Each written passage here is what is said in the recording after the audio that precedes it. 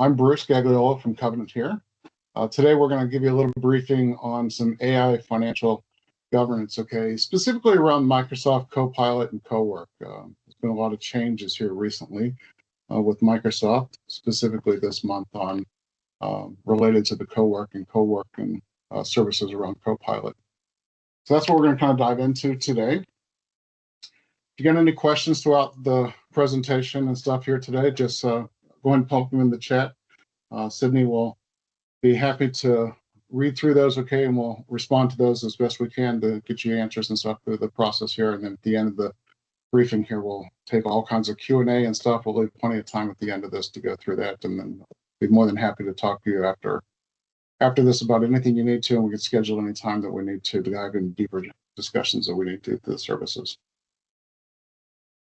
So just before we get going here, I want to spend just a couple minutes to give you a little bit of background about Covenant for those of you that might not be familiar about Covenant. So, Covenant's been around since 2004, all right? We're partnered, we help organizations really modernize their technology platform, okay? And we've turned those IT innovations into measurable business outcomes. Today, we're experiencing a lot of extensions of experiencing AI. We're helping organizations adopt the AI securely, responsibly, and measurable business value, right? Our philosophy is simple. Technology doesn't just create business value, business transformation does. Everything we do is built around 4 foundational capabilities, right? We have these pillars. We have to have data, right? Everything has to work around your data itself.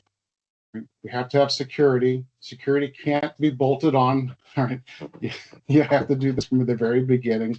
This is the part that really a lot of people kind of forget about. Okay, so we really have to keep security in mind.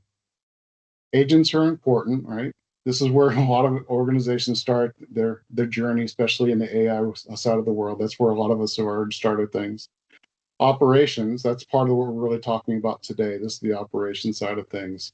AI isn't a project, okay? It's part of your enterprise operations. Right? This is really the key aspect of what we're going to do diving into today.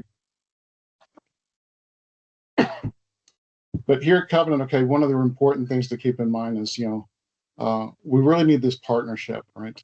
So Covenant realizes this, so we really partner strong with 2 partners, Microsoft and Anthropic. We're partnered with both of these firms, right? And through the relationship with both of these partners, okay, of ours, we build these solutions to help our clients with finding the solutions that really solve their business problems and the challenges that they have today.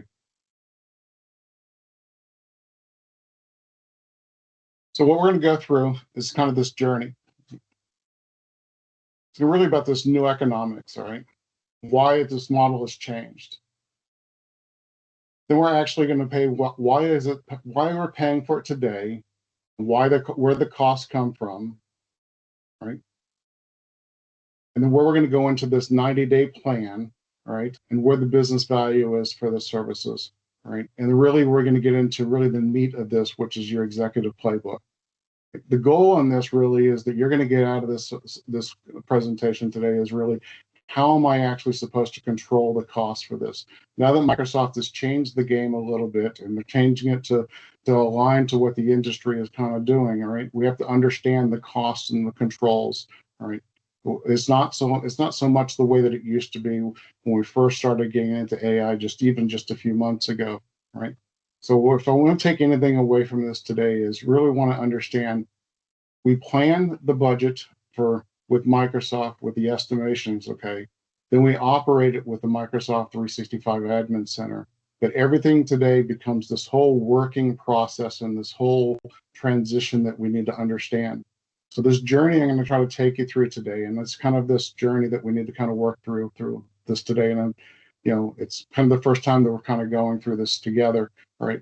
We need to understand this whole process and how Microsoft has kind of pulled this together and how Covenant's trying to work this together with you to understand how we can work together to build this whole playbook and function together as a team.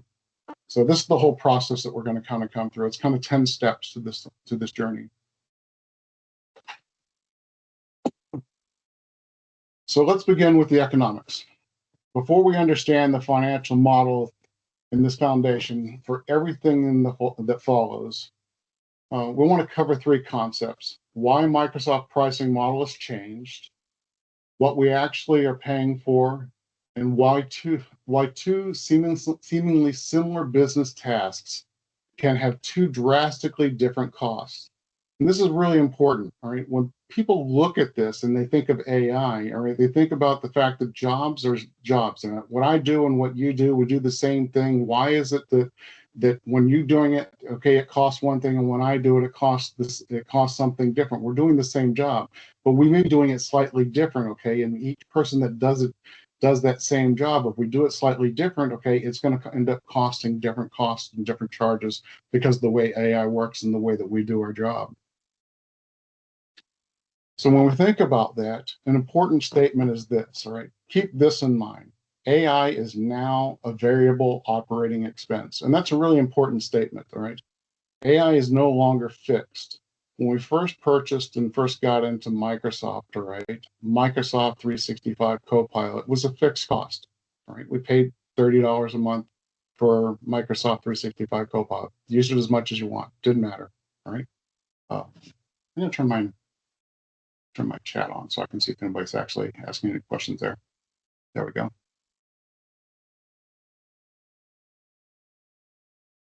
So it was a fixed cost. So it was no big deal. We paid per license, per seat. If a user needed the license and everything like that, we'd give them a license. They use it as much as they needed to, as little as they needed to. It was no big deal. But this has changed. This here we have a shift in this one sentence. Okay, so now we're changing the billing from AI from a fixed seat price licensing to a variable operating expense. Three three consequences. First, the cost that follows the work. It's not the head count. Okay, so now everything is shifted to following the work, right? Second, it's predictable only if it's managed. All right, so we have to manage it to be predictable, and that's really the key to this thing here. We have to be able to manage our services to be able to be predictable. It's no different than if you have your power, from your utility company. All right, you've got to manage your power in order to have some predictability there. And third, it takes relationship between finance and IT to own it, right? IT can't just own it itself. The finance also has to own it because it's that relationship between the budget and the technology itself. That relationship between those two groups is what's going to make this thing work, all right?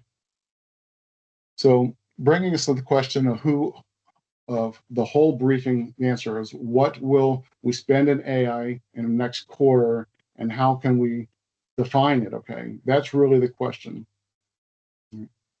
So what is the meter count? Okay, well then Copilot, okay, what does it cost? Okay, and how does it meter? Okay, all of that within Microsoft ecosystem is called a credit, right? So Microsoft calls these credits.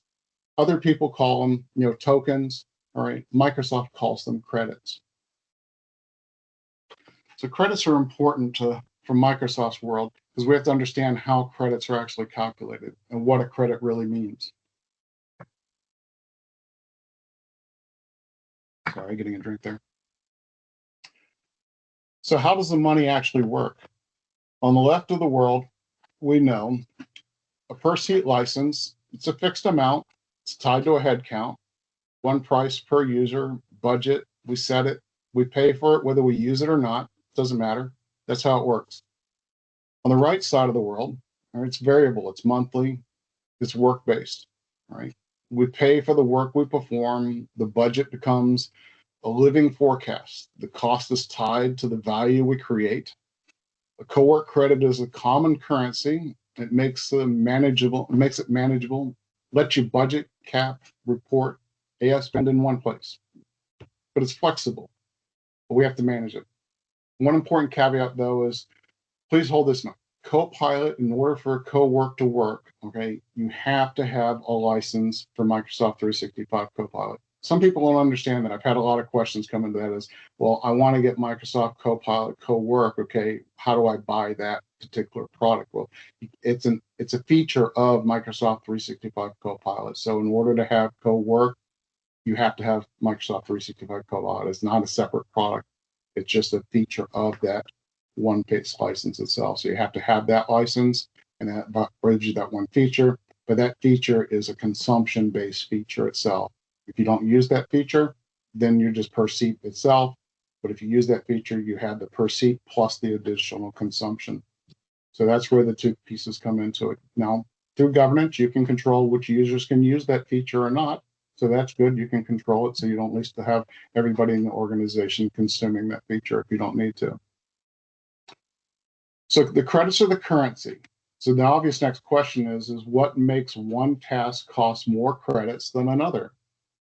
Because different tasks become a bill, how is it predictable? Okay, we don't want to surprise you. What is the whole cost of the model from one slide to another? Okay, that's really the challenge of understanding that.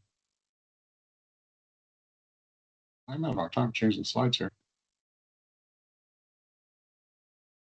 So this here is what I laid out for us. Okay, I think this illustrates it really well. There's really just a couple things here that really understand what drives the cost. There are several different places here. All right, and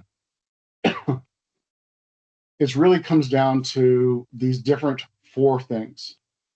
All right, and that is the context and the grounding. All right, that's how much it fetches. Okay, how much data it fetches. How hard it's reasoning. Okay, that's one extra component. All right. How many actions it takes. Okay, the tooling calls. Okay. How long it takes to run. Okay, the run time itself. And then how many. You take all that together, okay, add all those together, all right, and then you multiply that by the actual model that you selected, okay, the actual AI model itself. That actually comes up with the actual number of credits. Any one of those changes, okay, adjustments to that is going to adjust the number of credits. So if you have something that runs a shorter period of time, okay, it's going to use less credits. If you have something that has high reasoning, okay, it's going to use more credits than something that uses lower reasoning.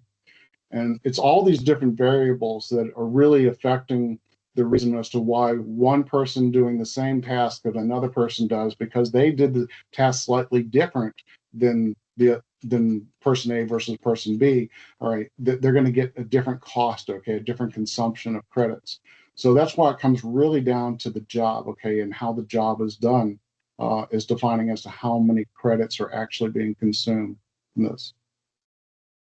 So AI costs follow the work, not the user. Okay, so that's really the key thing. I keep pounding that into this because that's really the part of it that we need to understand is we have to understand the work in order to understand the cost. So when we look at these 5 dials and something becomes obvious, 2 terms that exact same licenses that turn these dials any different direction, any bill that is different in any order of magnitude will change based on those changes of any of those dials. So let's look at jobs. Okay, these are two different jobs here. So let's go to explanation of this. All right. On the left, we have an efficient job. It's just short and specific, light, no grounding, no effective model, no tool costs, finishes in seconds. On the right, we have a heavy job. It's broad, open-ended, grounding across the whole site, advanced reasoning on a strong model, many actions across the systems, running on a schedule. It's the same platform on an order of magnitude different in consumption. And the driver isn't the tool; it's how the business job is actually designed. Right? This really illustrates the difference between the job itself. Right? This is a really drastic example of 2 different types of jobs. Okay, and I really want to drive this point home because the fact that the job really defines the magnitude of which the cost is actually going to be for this. If a single design choice can sway the bill, by 10 times, then guessing is not a strategy. You need to estimate the cost before you deploy the work deliberately and advance. Discipline at this core is the entire briefing of this. Okay, we really need to get to an understanding of how do we actually estimate the cost. All right. So hopefully by now you understand that it's really about job and getting them down to understanding how we're going to estimate the cost. So now we have an understanding about how what we're getting at, deriving into here is about getting into the budgeting. Okay, we have to get to the estimation of stuff.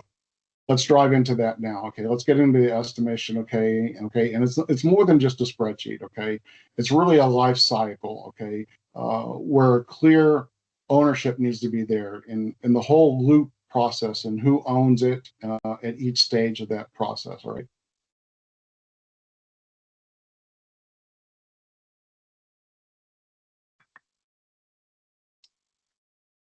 So here's the life cycle end to end. Simple 3 stages. Stage one is the business planning. I see this as covenants work. We start from a real business need. Okay, we define the business job, the name of the business owner, the architecture of the business value. Okay, we really get articulate the business value out of that. We really want to understand what we're needing there for the business planning. Stage two is the Microsoft estimation. Okay, we're estimating itself. We're building the consumption profile, producing the estimated credits. Okay, estimating the budgeting. Okay, and working through that customer co-work estimation. Okay, working through all those estimations. That's the actual meat of the work itself. Okay, working through those estimates and stuff. Stage three, we're kind of working into this covenant side of things again. Okay, this is the operation and governance side. All right, we're piloting. Okay, capturing the actual consumption, forecasting, we're governance. Okay, and optimization. All right, so working through that. So it's a 3-step process through this. All right. Microsoft is giving us the tools that we need to, but we kind of wrap the business discovery on the front end, okay, and the governance operation model on the back end. Through this whole journey, okay, here is how we can actually work through this whole life cycle. So this is how the process kind of works through this. So the Microsoft Estimator, it's like an architect when you're building, something, okay. You still need somebody to define the building that you actually need. Okay, someone's going to run the site. Okay, to build the building. Okay, but up front and the back end and the methodology. Okay, and the budgets and stuff and everything is going to be lost. Somebody else is going to have to help you through that process. So it's the tools are great. All right, but having the tool itself to be able to just do the estimates and stuff is fine. But if somebody isn't helping you to put the plans together and helping you to put the governance and stuff in place, then the tools themselves aren't really as valuable as stuff. So that's where we're kind of coming in here to try to help you through that process. So the loop starts with business planning, right? And then profiling the work, okay? And then so the first practical question is how do we define a job, okay? And how do we understand the estimator that we're actually going to be doing for that? So when we look at jobs, we kind of look at the jobs, really looking at 3 different buckets. And these kind of buckets just kind of help us kind of size up what a job might look like from a credit perspective. Now, a job can have any number of credits, right? This just helps us kind of define where a job might fit into a bucket, right? Now, these buckets are kind of outlined in reasonable expectation of where some common jobs might fit into.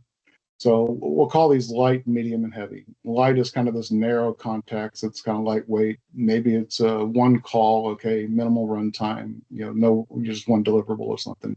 Medium's going to be a little bit more richer, a little bit more capable, a couple tools, multiple output perhaps. And the heavy is going to be pretty broad, okay, pretty advanced reasoning, okay, a lot of outputs and services. Oh, sorry, got a ping here on something. So we'll see this, okay, as we're going through this, okay, the estimating and stuff like that. So these numbers here are just kind of illustrative, okay, of what some of the credits would be. Now these numbers are coming out of the Microsoft estimating tool, right? And they may change over time, all right? But they're kind of representative of what you might consider a t-shirt, okay? Small, medium, or large. I mean, you never think of a medium shirt being an exact size of somebody, all right? It's really just kind of for planning purposes, okay, of saying that, this kind of fits into a medium bucket. The idea really is that when you go through the actual process of doing the budgeting, you're going to be doing the measuring of this, okay, and you're going to be fine tuning the process, okay? And through the line tuning and the measuring and the actual process, you're going to know what your job cost is going to be. And from that, you're going to get the actual numbers to work from. This is really the beginning of the journey so that we can kind of place where things are at. And then when we start through the actual process and stuff, we actually get to the real numbers of things. So now you see how we measure people and put them in the jobs in the different brackets, okay, and buckets. Oh, okay. So we got a poll that's popped up here. So more than welcome to answer the questions here. So how confident are you that your organization understands your current AI spend? Okay. You can go ahead and there's a couple different polls that we've got a couple different live polls here that we've popped into the chat here. So go ahead and pop through those polls if you can. And I'll go ahead and present. I'll go and continue to present if you can go ahead and talk through those couple different questions that kind of tie into some of the comments and conversations we're having here. So business classifications, this is really where some of the challenges come into, is kind of figuring out where some of these might fit into. And this is where some of the experience is going to help you into this. So the decision here is a job, reviews, is it really going to be one document? It's going to be kind of light, okay? If it uses several Microsoft systems, it might fit into that kind of that medium category, okay? If it's running on a scheduled basis, all right, it's likely going to be somewhere in that medium to heavy category, because most scheduled jobs, okay, are probably going to be, hitting multiple different processes and stuff like that. So we're going to probably be somewhere in that space there. If it's obviously deep reasoning, it's going to probably be in that heavy category. So the rule of thumb is one line, more systems, more reasoning, more deliverables, more scheduling pushes you the higher, the heavier levels, okay, the profile, the more credits you're going to use. So that's kind of the rule of thumb on this, okay. So classifying is one, okay, that lets the pilot confirm it. So we got to go through that classification, right? So once we get it classified, then we have to move to that step of actually piloting through this and actually fine tuning it. So given the table is a business analyst, okay, they can profile 50 jobs in an afternoon. So you can go ahead and define all of these things, give them to that business analyst. They can get through all of those, get them all profiled for you, not a problem. The problem there is now you've got a whole collection of these things here. What are you going to do with them? So you got all these things profiled. Now you actually have to take that and actually do something with it. Now imagine classifying that one job. All right. Now you got this whole portfolio. All right. Any portfolio you manage, okay, is going to get really, really challenging to handle from that perspective. So the way we're going to handle that is really looking at it from a classification. So we look at this and we zoom out just a little bit. And we think of this as a chart. Think of this as just on two axes, okay? On the vertical, all right, we have high business value. On the horizontal, we have higher relative AI consumption. On the upper quadrant, all right, if we have the high value, high efficiency, all right, it might be executive briefings, some Microsoft 365 licensing optimizations, things of that nature, okay? Those are, fund those enthusiastically, okay? Those are going to be things that are going to bring high value to the organization, okay? So certainly do those things. In the upper right, okay, there's going to be some higher value items as well, okay? Might be some customer onboarding, okay? Some, board packaging creations and various things of that nature. Again, those are going to be some worthwhile investments as well, all right? So those are going to be items that you're going to want to take on as far as the AI as well. As you're moving down further down to the lower right side of things, those are the ones you're going to want to be cautious about and you're not going to want to waste your time on. The important thing to think about this is not every AI job is a job that you want to do. It's all about the value of that job. So just because you can do a job with AI doesn't make it profitable, right? When you fund something, okay, when you look at something, you're looking at a portfolio, think of it like your investments, okay? You wouldn't build a stock portfolio to minimize fees. you would build it to maximize the risk, to adjust the return. Right? The same thing here. All right.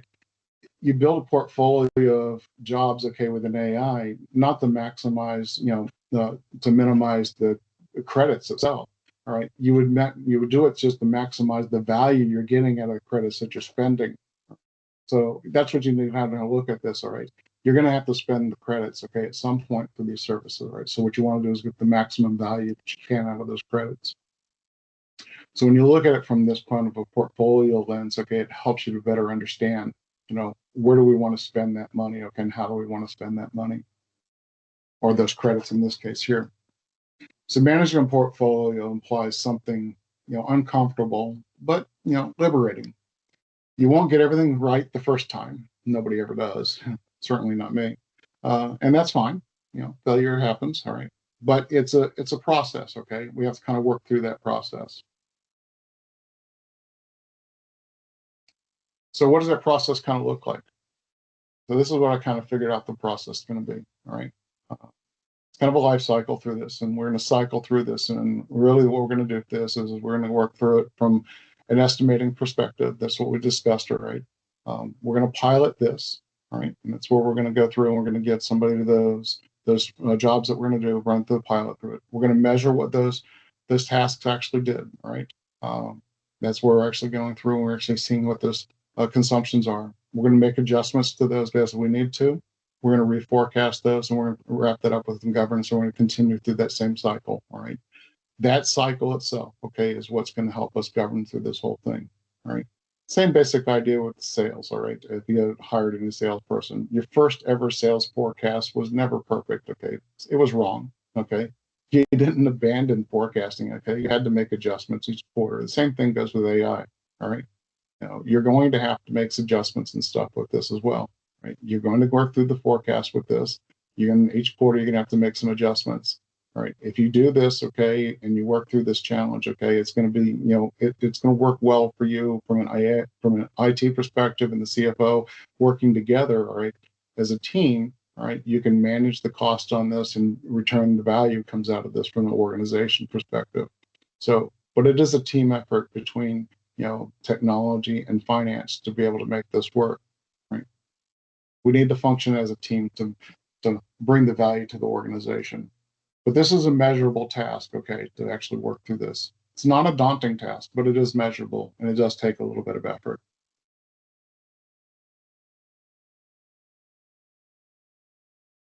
So let's talk about the estimator.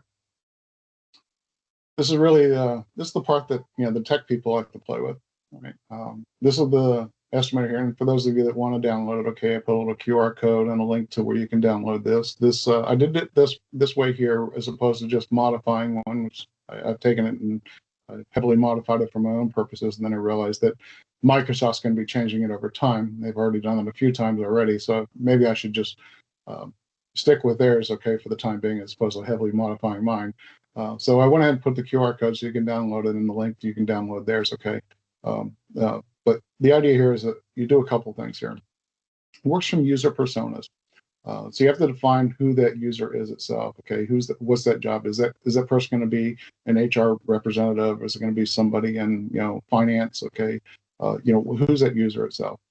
Then you have to define really what is that workload itself. Okay, that classification of that workload. Is it going to be light, medium, or heavy? Right. From there, it's going to go ahead and it's going to estimate the number of credits, okay, that workload is going to actually take. From that, it'll calculate the estimated budget for that, all right, and give you some comparison scenarios from to work from. That's going to give you some manageable decisions that you can work from, all right, and it's going to give you the information necessary to make some decisions. Is it perfect? No. This is going to be bucket related, all right? This gives us a starting place for us to then work through that process that we just discussed. All right, this is the middle piece. All right, that starts us through the journey to do the piloting, so that we can refine the numbers that come out of this. But remember, this is just the methodology, just the technology that still requires the methodology behind it. So think of the estimator as a mortgage calculator. All right. having a mortgage calculator doesn't do you any good at all to understand what a mortgage is, right? Yeah, it's a tool, just like any other tool. So, so let's look at an example of this. This is kind of an example of just a 25-person marketing team with 3 different jobs. All right, so you got a daily executive briefing. It's kind of a light duty, 22 executions a month. It's going to cost somewhere around 27.50 credits a month, all right? So kind of light duty, all right? We got a weekly intelligence job. It's kind of heavy, all right, because intelligence job, it's going to execute 4 times a month, but you notice it can run 4,800 credits, right, for that one. As you can tell here, this is where you can see the difference where those intelligence, those things that are high, those high thinkers, okay, are going to consume a lot more credits, right? Just because it only ran 4 times a month, all right, it's still going to consume a lot more credits. Then we got a monthly performance review. Okay, it's going to run once and it's going to run 500 credits. So this estimate is going to run you basically 8,050 credits a month. Okay, annually out it's going to be 96,000 credits. So this is kind of what you're going to get out of that estimator. Okay, it's going to break down based on this. So when we look at this, okay, this is where the loop starts into it, where we then move it into the pilot. We go from the actuals versus the estimates. Okay, we make our adjustments, and then we do we rack through our quarterly forecasts and adjustments from there. And that whole thing transitions through that same process over and over again. Now, the credit is really important. People have to kind of understand, well, the question usually comes with, well, what is a credit going to cost me? That really depends on your negotiated rates. Okay, at Covenant, okay, we can help you through that process. If you're buying a credit on a pay-as-you-go, it's a penny a credit. That's what Microsoft is going to charge you on a pay-as-you-go plan. But you can pre-buy the credits, okay, and we can help you through that process as well. And you can buy them in packs, okay, and services. And those, obviously, depending on the quantity that you purchase and stuff and discounts, you can get those a little bit cheaper. But Microsoft charges a penny a credit is what they charge.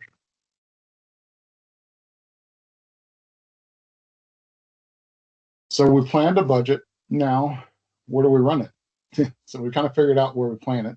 And that was a bit painful, a little bit, all right? And terribly difficult, a little bit challenging to try to figure out what some of the jobs were, okay? Running them through the estimator was pretty simple, okay? Running them through, the pilot was probably the fun part. But the rest of it, now we have to figure out how to run it. This comes the part that the IT kind of gets interested in too. So Microsoft's already provided some of this functional foundation for this. Okay, we've got cost management dashboard. This is built in the Microsoft 365 Admin Center. All right, so IT already has access to this today. So it gives us the tools to monitor and manage the AI consumption. So the next couple slides are going to show you some areas. Okay, it's going to be the overview, the configuration, the consumption views of the cost management section. Right, this is going to help us to understand, how do we do the operation side of things for the consumption for the Copilot credits. So when we look at this, the cost management overview is really the core. This is where we actually can see, how are we handling things? Are we on track? Okay. It's going to answer questions such as, are we within budget? All right. Is this prepaid versus pay-as-you-go mix? Are we on track with that? Okay. Which teams are driving the cost? Who are heavy users? Okay. What agents versus services are driving our spend? Is adoption on track? Okay. Who needs more credits? Who's asking for additional utilization? All right.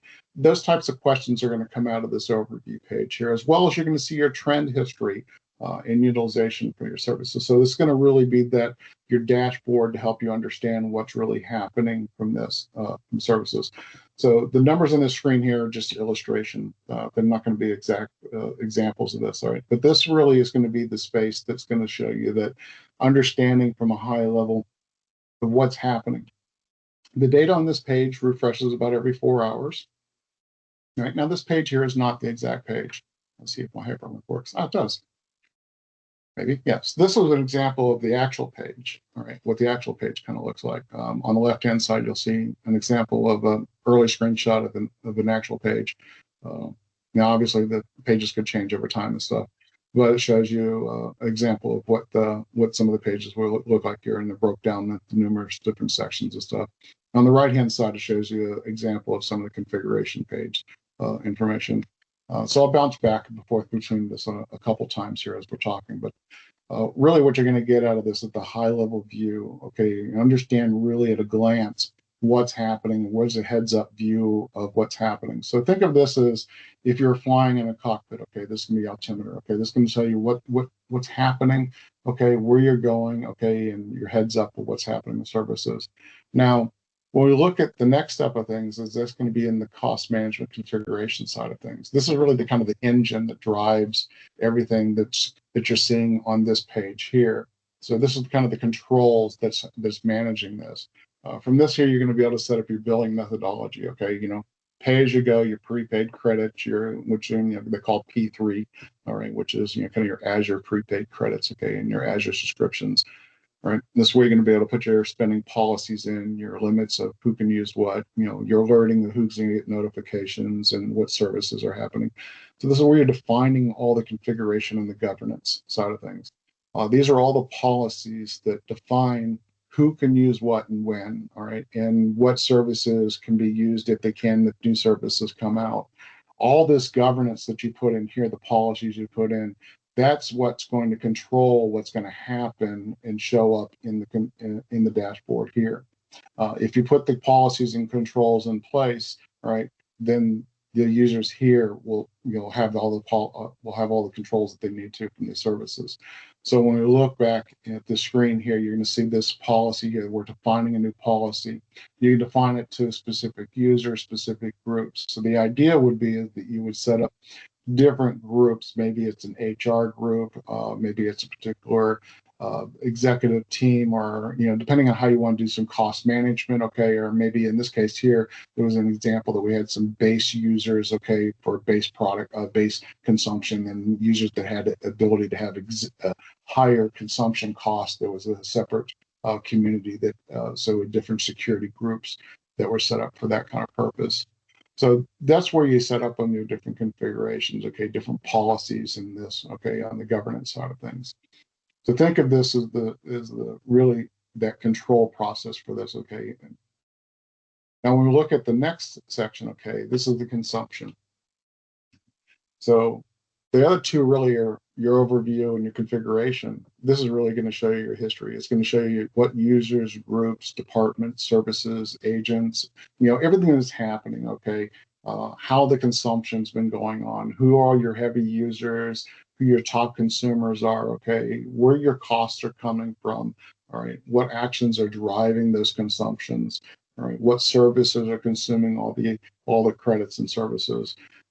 It's these three different groups, these three different pages effectively. Now this one updates every 2 hours, which is nice. So you get some pretty up-to-date information out of this.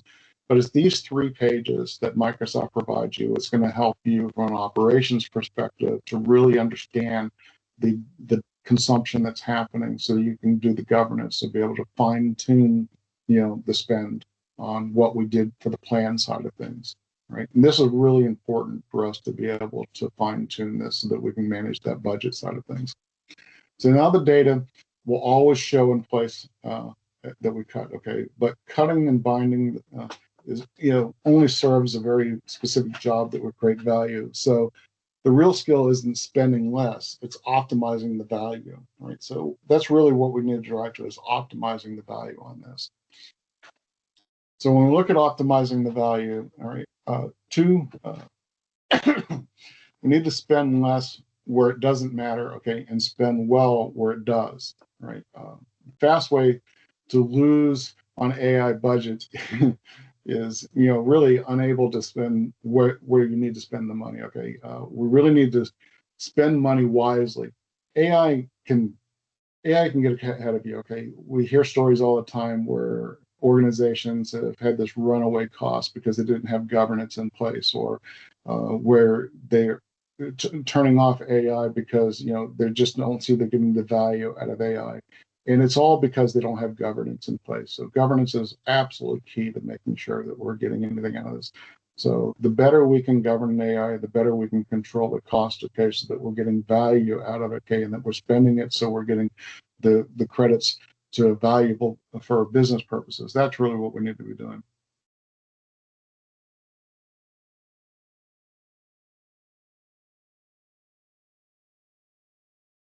So optimizing to remove waste is really the key here. Never strive for value, okay? Practically, for every business job, you tighten 4 dials. Make it precise, well scoped, reduce unnecessary contacts, right size the model, and manage runtime and schedule. Those are really what you need to do. If you can work on those 4 different dials, okay, then you're going to really driving towards that high value credits, all right?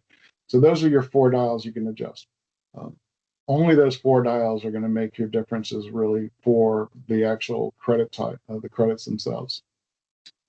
Really what we're doing is every business job, okay, is really what it's at, because that's what drives it, is not the users, okay, and a well-defined scope, okay, sized right, okay, is going to drive your credit value. So credit value is what we're trying to drive into here. So what is a credit value? How do you actually calculate what a credit value is? So business value really is, you really divide that. Your business value is derived from your divided by your credits. Okay, really is going to be your ROI, right? And that's really 4 KPIs is going to show you this. Your value realized, which is your ROI multiplied versus spend, all right? Your value per credit trend, okay, which is rising, means maturity, okay, and your business outcome cost, which is following means optimization, and adoption to value, okay, which is usage to actual payoff or just being logged on. So these different KPIs are going to help you understand this, but the important thing to understand here is that measure value, not spend, all right? The difficult thing here is how to measure that value itself. So we have to have these different KPIs to understand how to measure that value.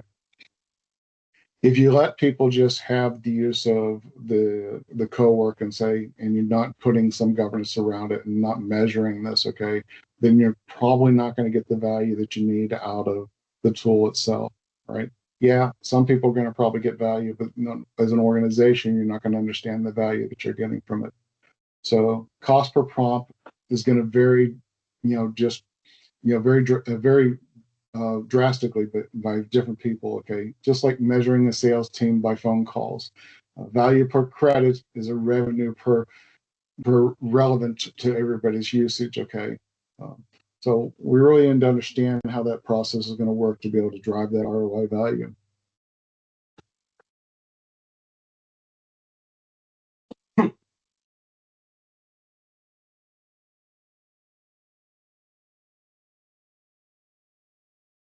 Sorry, gotta get a drink here.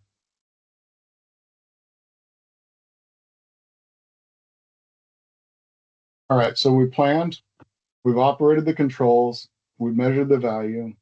Now we need to operate the rhythm, the governance model, and a 90-day plan. So we've gotten all those things kind of figured out here, right? But we got to put those pieces together, okay? And we got to put it into a plan that's actually executable. Anyone can get a good AI project together, running an AI and governing capabilities, okay, in a month on a month-to-month basis, and operating a discipline. And that's really where the task is, okay, and that's where the challenges become. So an operating rhythm from our perspective kind of looks like this, right? And this is really, it's really kind of a loop process, all right, that we need to kind of work through, all right? And it's a cadence going to take daily, weekly, monthly, and quarterly activity, okay? Where we're going to do some budgeting, we're going to do some monitoring, some optimizing through that, some chargeback if we're going to do chargeback, because most people are going to do that, okay? Reforecasting, okay? We do some reporting of that and improving, and then we're going to recycle that whole process again. All right, because it's a rhythm through that same process. All right, and we need to cadence that whole thing on a daily, weekly, monthly, quarterly process. All right, just like any other budgeting you're going to do for any other process, for any other thing you're doing in the organization. All right, this AI is the same type of thing, right? You have to go through the same exercises. But who's going to own it, right? Remember, this is not just a spend and forget, right? It is a life cycle that we have to kind of go through. Just like anything else, you should probably have an executive sponsor for this, okay? Finance is going to have to be involved in this because there's going to be some type of chargeback. There's cost involved in this. AI, IT has to be involved in this because obviously there's some technology. We just went over that. There's some aspects that you have to get into to read the measuring, the monitoring, and aspects of getting that reporting back to it. The business obviously is involved in this because the business owns some of the tasks and jobs it's actually processing through. So the business is involved in this, okay? And then obviously, depending on how your organization is structured, there's a financial operations or the FinOps lead, okay, this can be involved in this. So there's many different people that could be involved in this whole rhythm, this whole process for going through this process. This journey isn't daunting though, all right? But it does take some diligence and it does take some, some compassion to make sure that this actually happens properly. So this really isn't any difference than, first of the year trying to decide, that we want to go to the gym. All right. Beginning of the new year, so going into the gym, we're going to go to the gym, but we never actually make it out the gym. So the first thing you have to do is actually you have to get out and do it. So that's the tough thing. So how do we do this? All right. So let's make a governance decision on this thing and how we're going to do this. So how does it actually happen?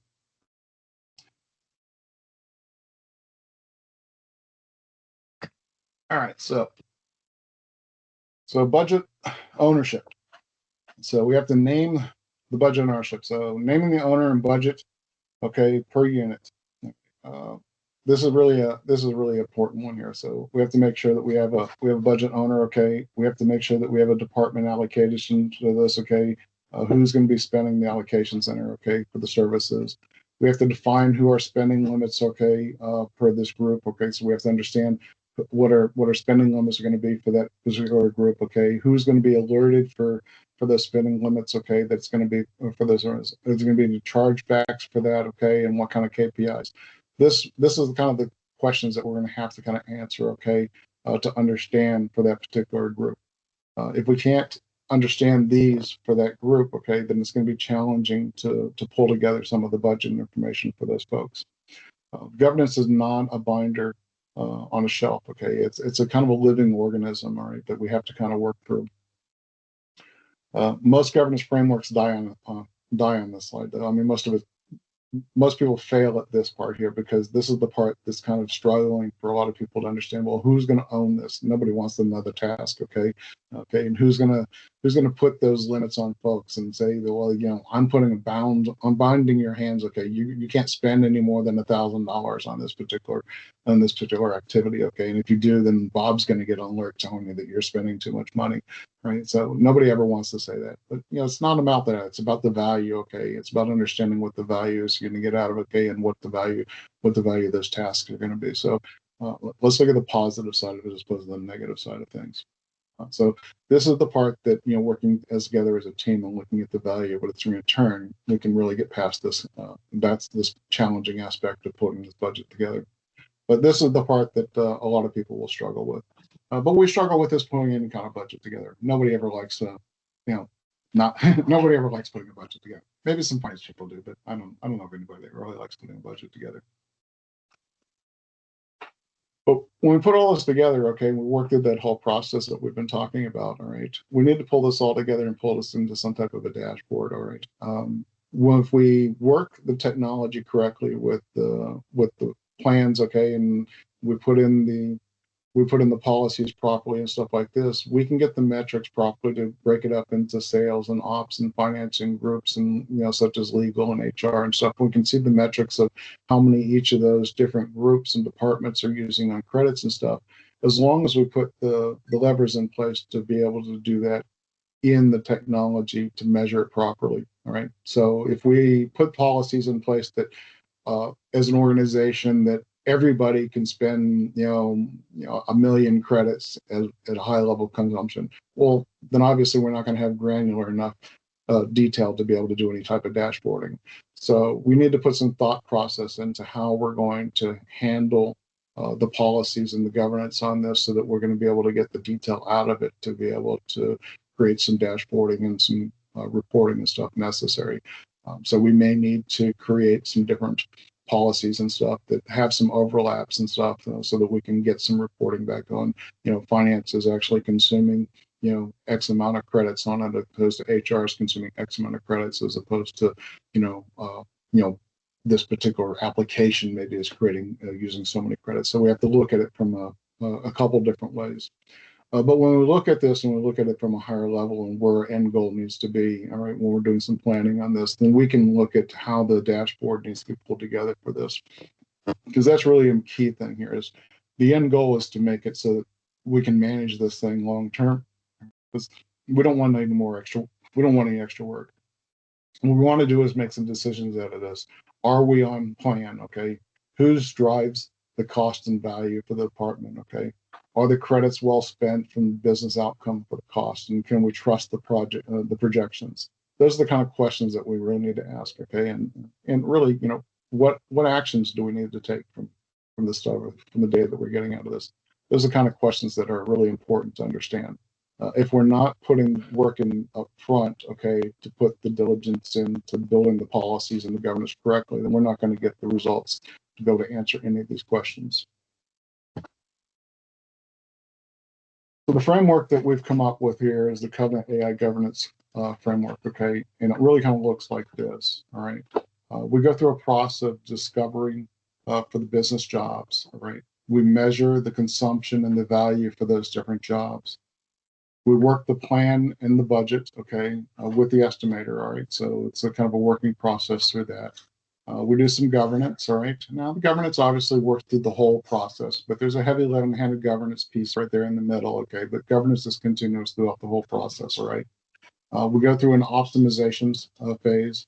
We go through some reporting and decisions, decision phase, okay? And they go through improvements. And then that whole loop starts back over again. There's always a governance piece right in the middle, okay? So the governance piece is a fine tune. Okay, that's where you're fine-tuning the governance. Okay, but governance oversees over the whole thing, because effectively the whole thing is governance. But this whole process is what we kind of work through. This whole thing is a continuous loop.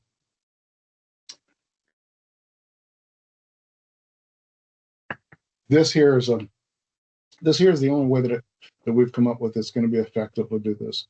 And this is a proven method. It's nothing new to Microsoft Copilot or Cowork or anything. This is the same process that you would do for pretty much budgeting for just about anything. It's been adopted for this particular technology just because of the tool sets that are available to us and what Microsoft has exposed to the capabilities that we have to it, and our experience and what we can do from an AI perspective and our knowledge of the industry and stuff. So it's just adapted to that, right? But it does work. Okay, it is a workable solution. Okay, and we believe it is what's necessary for you to be able to control the spend. Okay, and control what you need to do. Microsoft Cowork is a very powerful tool. I don't want to discourage you from using it, right? But I do want to encourage you to use it responsibly. So a 90-day plan is really going to be an important thing for you here. All right. Just opening it up free will is probably not the best idea. All right. You probably should go through it kind of a 90-day plan. So the first 30 days is really to see it, enable some reporting, baseline your spend, and really name an owner. Okay. This is a really kind of important thing. So Cowork only came available, was it 24 days ago? I mean, it's pretty new. So effectively 24 days ago, it became available from a point of view that we could see what kind of consumption it's causing. It was available prior to that as a frontier program for people that were early adopters into the frontier program. But only 24 days ago did we know that it was going to be consumption-based, actually consumption-based. And only 24 days ago did we have any inclination as to that about what kind of consumption model is it really going to be and how much consumption is it going to be taking. So we didn't really have any visibility into what it was actually going to, what credits were actually going to look like and stuff. So that 30 days, seeing really what it's actually going to take for some of those jobs and stuff is kind of an important thing. So we have to kind of look at the visibility side of things. The next 30 days is to kind of contain it. We need to go through some classifications and stuff. And then the final 30 days is we have to launch and go through the chargebacks and stuff. See, I'm actually running over time. I apologize. I'm running a little long on this. So we do have already an assessment, okay, that we can go through this process. And I do apologize. I ran a little bit long on things. I wasn't paying too much attention at the time. This is kind of the process that we can kind of go through on this. I'll skip through this real quick because I only have one more slide that I wanted to cover, which is just the ending slide for questions and stuff. Apologize about running just a few minutes late and not leaving any real time for questions there. So if anybody has any questions, I'd be more than happy to answer any questions, or we'll schedule, reach out to me. My email address is there. More than happy to answer any questions. You can reach me one-on-one. I'm more than happy to talk to you one-on-one or anything about this, or we can schedule a deeper conversation about this. Be more than happy to go through any of this if you need to at a deeper time or another time.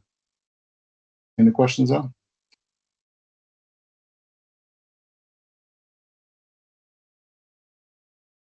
Hey, Bruce, I'm going to just step in and say thank you very much for this this overview. It's clear that this is both important and complicated. Unfortunately, for those of us that have been around software licensing for a long time, it goes through waves of getting really complicated, then getting relatively simple, and we're clearly in the wave of getting really complicated. So thank you, and I'm very grateful that you are deep in this subject. So I just want to say, just welcome our clients to leverage Bruce's capabilities to help figure these things out and help you budget for and predict your AI spend. But no, this is great. So thank you, Bruce. And if there are any other questions, please do let us know. You can let Bruce know or any of us, and we're happy to help. Yeah, I would echo all of that, Doug, and I would also say, as you and I were having kind of a chat here during the session, for those of you on the call that are wondering, how you might treat these costs, kind of recognizing what they should be is one thing, but maybe thinking about where they belong on your P&L, that sort of thing. If you guys would be interested in having another roundtable with more of the finance-minded individuals, I'd be more than happy to have a roundtable discussion, pull some of you guys in and see, what your thoughts are around that, and maybe we could even form some recommendations and help you guys move forward with that. If you're interested in that, just reach out and we could put something like that together as well. And not to go off on a big tangent on that, but fundamentally, and people referring to AI as AI, we don't even use that term very much anymore. We're just calling it intelligence. So if you think about it as intelligence, and there's both human intelligence and non-human intelligence, and you think about, okay, how is intelligence represented on your chart of accounts? If you think of it that way, and then if you charge back intelligence to different departments and where it's consumed, it makes you think about it a little differently. So anyhow, if you're interested in having those discussions, clearly this is the Wild West. We're still defining these rules. So if you're interested in participating in those conversations, please let us know. Absolutely. Great job, Bruce. All right. For those of you that have any questions, just reach out to me. I'd be more than happy to talk to you guys. Thank you.